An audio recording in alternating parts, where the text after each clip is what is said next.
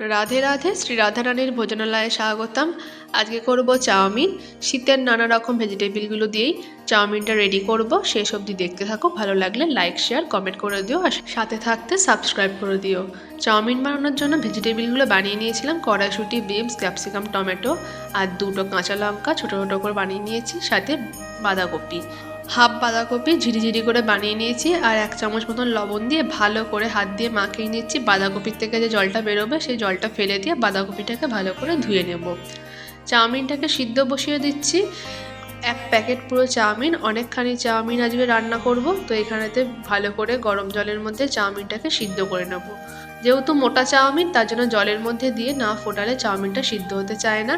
তাই 1 চামচ মতন লবণ, 2-3 চামচ সাদা তেল আর অল্প একটু হলুদ দিয়ে ভালো করে 5 মিনিট গ্যাসের ফ্লেমটা বাড়িয়ে চাউমিনটাকে ভালো করে একটু ফুটিয়ে সিদ্ধ করে নিতে হবে।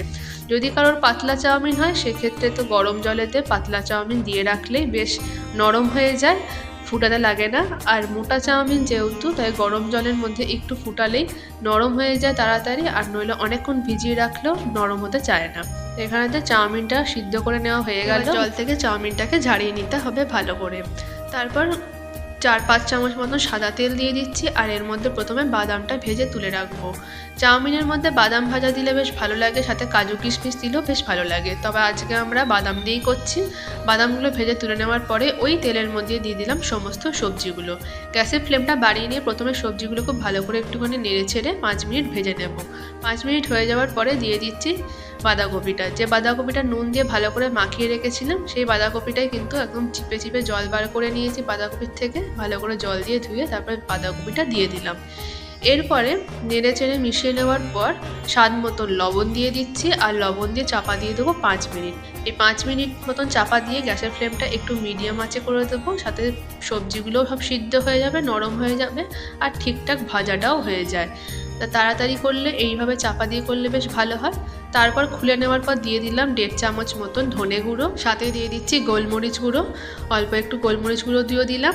তারপর এর মধ্যে দিয়ে দেবো সোয়া সস, 2-3 চামচ মতন সোয়া সস দিয়ে ভালো করে মিশিয়ে নিয়ে নামিয়ে নেবো আর সবজিটা কিন্তু রেডি হয়ে যাবে। এইটুকু প্যানের মধ্যে আর চাউমিনটাকে রেডি করা যাবে না, তাই বড় একটা কড়াইয়ের মধ্যে চাউমিনটাকে রেডি করে নেবো। তো এখানেতে সবজিটাকে প্রথমে ভালো করে ভেজে টেজে নিয়ে রেডি করে নিয়েছি। এরপর একটা কড়াই বসিয়ে দিচ্ছি, সেই কড়াইয়ের মধ্যে দিয়ে দেবো 4-5 চামচ মতন সাদা তেল, কারণ এখানে চাউমিনের পরিমাণটা কিন্তু অনেকটা বেশি রয়েছে।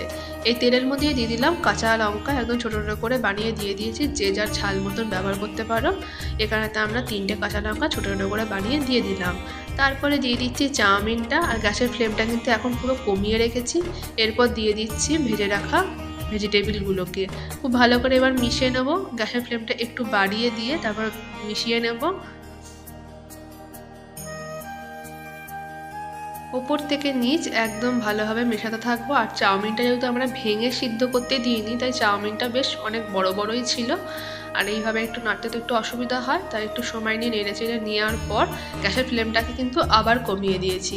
আর কমিয়ে দিয়ে স্বাদ মতন লবণ, 1.5 চামচ মতন আবার ধনে গুঁড়ো, তারপর গোলমরিচ গুঁড়ো, তার সাথে দিয়ে দেবো বাদাম ভাজাটা, তার সাথে দিয়ে দিচ্ছি টমেটো সস, তারপরে দিয়ে দিচ্ছি 2 চামচ মতন সোয়া সস আর 1 চামচ মতন ভিনিগার, আর লাস্টে দিয়ে দেবো ধনেপাতা কুচি, আর ওপর থেকে দিয়ে দেবো 1 চামচ মতন চিনি।